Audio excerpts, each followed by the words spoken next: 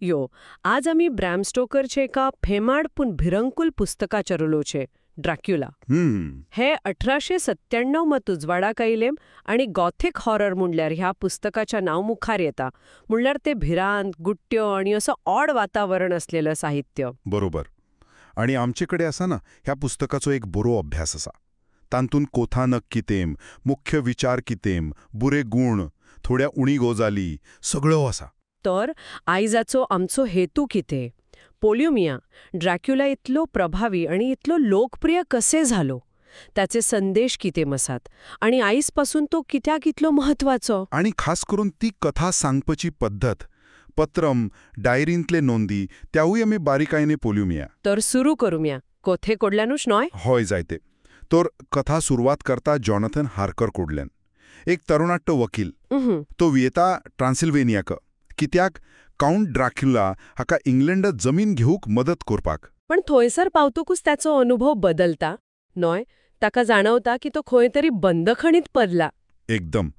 काउंटाच्या भिरंकूळ किल्ल्यात तो एक कैदे कसो जाता. ही सुरवातच कितम सांगचम भिरांतीन भरलेली आसा.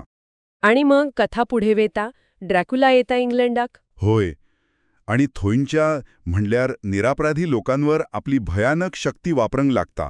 रोगट पिवपाची आणि तेंका आपली गुलाम करपाची. एकदम काळोख पसरता. आणि हंगाच तो मुख्य संघर्ष, तो झूज सुरू जाता. एक वाटे काउंट ड्रॅक्युला आणि दुसरे वाटे ताका आडवो घालपी पंगोड. तंटून प्रोफेसर वॅन हेल्सिंग आसात, मीना, जॉनथन हार्कर हे सगळे जण. त्यांचा हेतू एकच, ड्रॅक्युलाचा विनाश करूक. आणि हंगा ती कथा सांगपाची रीत वर सोरता, जी तुम आधीम सांगताले. होय, ती एपिस्टोलरी फॉर्मॅट म्हणल्यार पत्रम, डायरी, खोबरमत्रांतली कत्रणम हांतूंतल्यान कथा सांगलोली आसा. आणि हाचो परिणाम कितें म्हणल्यार वाचप्याक असे दिसता की ते खरोच घडणुकी वाचतात. कथा चोड खाजगी आणि असं ना उत्सुकता भरीत जाता. खरेच रेमे. पण काही जणांक ही पद्धत थोडी सवकाश दिसता आसतली नोय, कारण पत्रांवरवीं कथा पुढे वेता. तेम एक निरखोण जावन आसा. बरोबर. हीच रीत काही वेळार कथेचो वेग उण्णो करूंक शकता. सगळ्यांकूच ती आवडची असे ना. ह्या फॉर्मॅटाचो तो एक वेगळा पिलू म्हणल्यार. आता विषयां जो विचार करूया.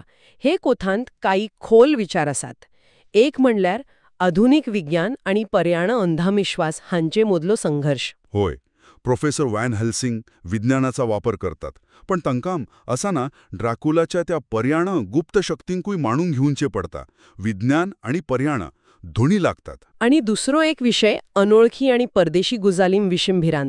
ड्रॅक्युला एक बाहायलो कसो इंग्लंडक येता आणि थंयची स्थिती बिगडवता. दर्श स्त्री. आणि दुसरे वाटते ड्रॅक्युला, जो सगळ्या नैतिक नेमान मोडून उद्धळता.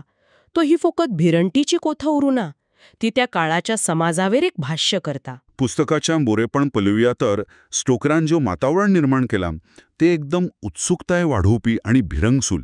होय. आणि पात्रम खूप गुट आणि मनान रिकपासारखें. आणि खाशियत पण म्हणल्यार भिरंट फोकत भायल्यान येणा. ती पात्रांच्या मनातूच कोशी वाढता ते स्टोकर दाखवता. सायकोलॉजिकल हॉरर म्हणशीम. विज्ञान आणि अंधविश्वास हांचे मदलं झूज फोकत भायर न्हय, भितरूनय चलता. तो अनुभव खारो भिरंटीचो आसा. बरोबर. पण उणेपणाविषयी उलयताना आधी सांगल्या तशे कोथेचो वेग. काहींच जणांक तो सवकाश दिसोक. आणि ती पत्रांची रीत ती सगळ्यांकच पसंत पडशी ना. काही जणांक सरसर कोथा सांगलोली आवडता. तर ह्या सगळ्याचो सार कितें? ड्रॅक्युला एक टाइमलेस क्लासिक. फक्त एक वॅम्पायरचं कथा नव्हे. खोरेच नोय. हे पुस्तक भिरांत, शक्ती, लिंगभेद, नैतिकता यासारख्या विषयांचो खोलायन अभ्यास करता. कोणाक गॉथिक साहित्य व आधुनिक हॉररचं मूळ समजून घेवची इच्छा आसा त्याने हे वाचूलाक जाई. म्हणूनच ह्या अभ्यासान तेका 5तून 4.5 गुण दिल्यात न्हय. बरोबर. एकदम फावो टोसी रेटिंग.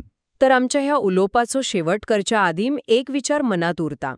ड्रॅक्युला पुस्तक त्या व्हिक्टोरियन काळाच्या भिरांतींका आरसो दाखवता. पण आज इतल्या वर्षां उपरांत ह्या पुस्तकातले कोणचे विचार व भिरांत अजून लोकांक संसोतात असे दिसता? आधुनिक कहाण्यांव व सिनेमांचेर ड्रॅक्युलाचो प्रभाव कसो दिसता? हो. एक विचार कोरपासारको प्रश्न ह्याचेर नियाळ करूंक जाता.